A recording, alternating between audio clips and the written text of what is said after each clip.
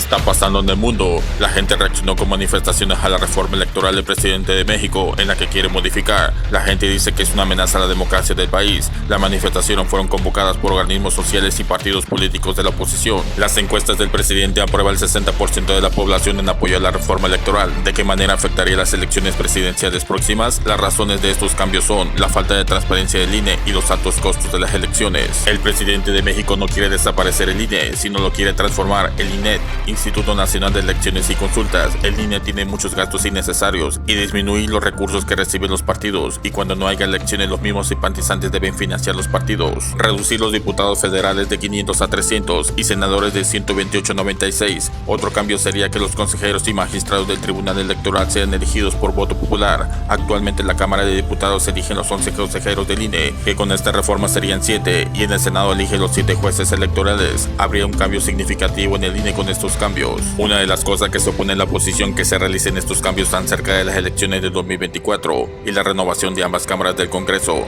Normalmente debería ser este cambio después de las elecciones presidenciales, en la que se analiza los cambios de las elecciones pasadas, y con esto afectaría las elecciones próximas. Con esto la situación en el país se pone tensa, pero estaremos informando. Escuchemos.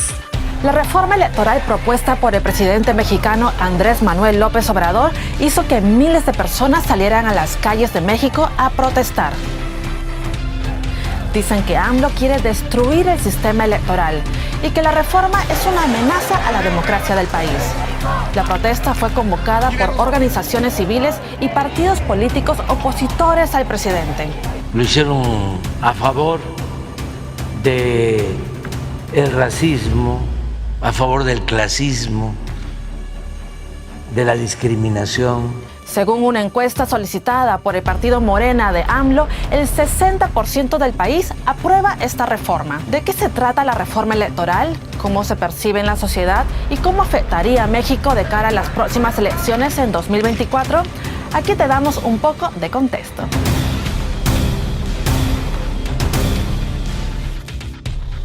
Los principales argumentos de AMLO para impulsar una reforma electoral son la falta de transparencia y sus altos costos. AMLO no pretende hacer desaparecer el INE, pero sí transformarlo al INEC, el Instituto Nacional de Elecciones y Consultas.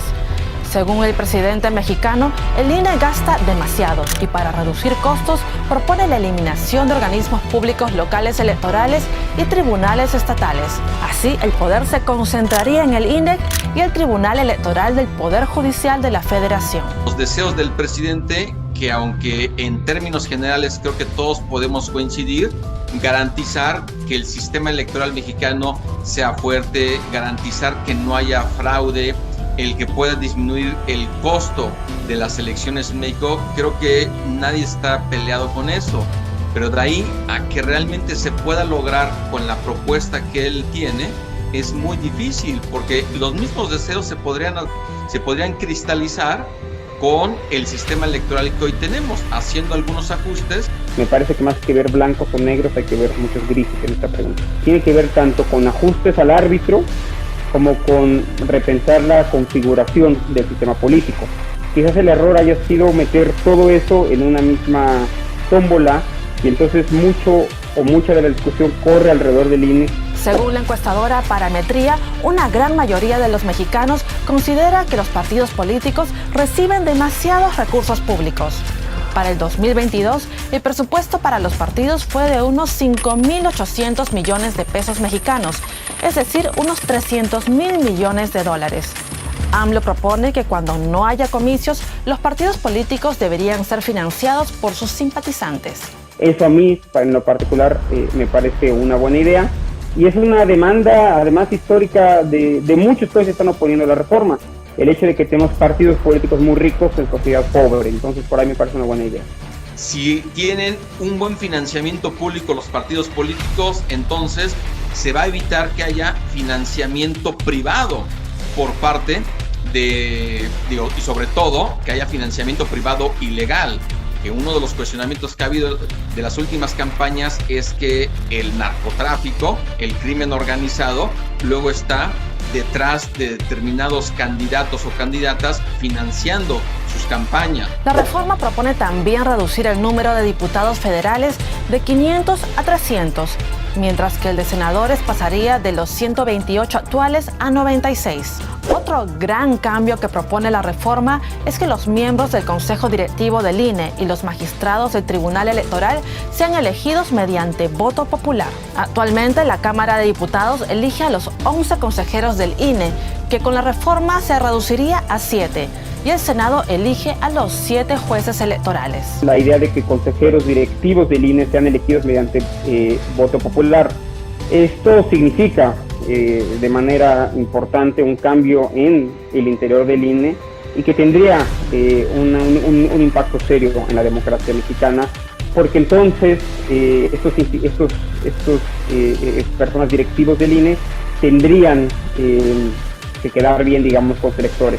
Y la tarea del árbitro no es quedar bien con los electores, sino ser imparcial y objetivo en la manera en la que toma decisión. No todos los ciudadanos son expertos en derecho, expertos en materia constitucional, ni mucho menos en materia electoral.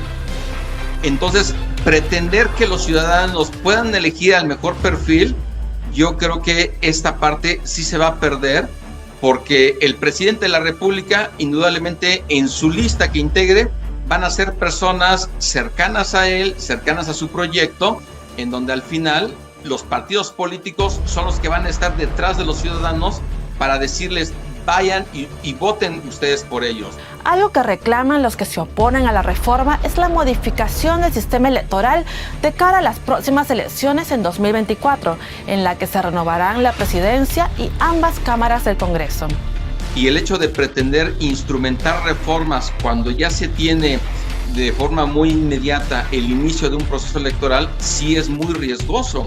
Y más riesgoso todavía si el presidente de la República insiste en que si su reforma constitucional que él desea no va a ser aprobada porque no tiene los votos suficientes, 2/3 partes de los legisladores en el Congreso de la Unión, entonces él va a promover una reforma a la legislación secundaria. Ese solo intento de forma inmediata implicaría que sería inconstitucional. Las reformas electorales normalmente se hacen a principios del periodo de gobierno y son una reflexión de lo que sucedió en la elección pasada, es decir, responden a las deficiencias y a los problemas de la elección anterior, y además vienen casi siempre solicitadas por la oposición, es decir, por la parte perdedora, que quiere hacer un cambio en la configuración política. Si efectivamente el Congreso no aprueba su reforma electoral, AMLO dice que enviará una segunda opción: cambiar la ley electoral a través de una reforma constitucional, para lo que no necesitaría una mayoría absoluta del Congreso. ¿Y tú qué opinas? ¿Necesita México una reforma electoral? Diputado, ¿esta iniciativa es perfectible, es modificable o tienen la instrucción de que vaya sin cambiarle ni una sola coma? Pues primero decirte que es una extraordinaria iniciativa, que como lo mencionó el presidente de la República por la mañana, fue elaborada por expertos, incluyendo a Horacio Duarte, quien tiene mucha experiencia en la materia, y fue representante ante el INE desde la izquierda durante muchos años. Pablo Gómez también es un legislador con experiencia en la materia, y desde la Secretaría de Gobernación también se colaboró en la redacción de la propuesta, como nos lo informó hoy en la mañana en la reunión con los legisladores de la coalición Morena, PT y Partido Verde. La situación geopolítica en el mundo está muy difícil. La gente reaccionó con manifestaciones a la reforma electoral del presidente de México, en la que quiere modificar. La gente dice que es una amenaza a la democracia del país. Las manifestaciones fueron convocadas por organismos sociales y partidos políticos de la oposición. Estados Unidos destruyó globo espía chino que sobrevolaba territorios de Estados Unidos con un misil de un avión de combate F-22. Fue autorizado por el presidente con un intento de espiar zonas estratégicas de Estados Unidos. Te invito a ver el video. Crisis en Turquía. Los servicios de emergencia están rebasados por los terremotos que se presentaron. El primero de 7.8 en la escala de Richter y el segundo ocurrió 9 horas después con una magnitud de 7.5. No te pierdas próximos videos. Suscríbete y escribe tus comentarios, cómo ve la situación y activa la campanita. Gracias.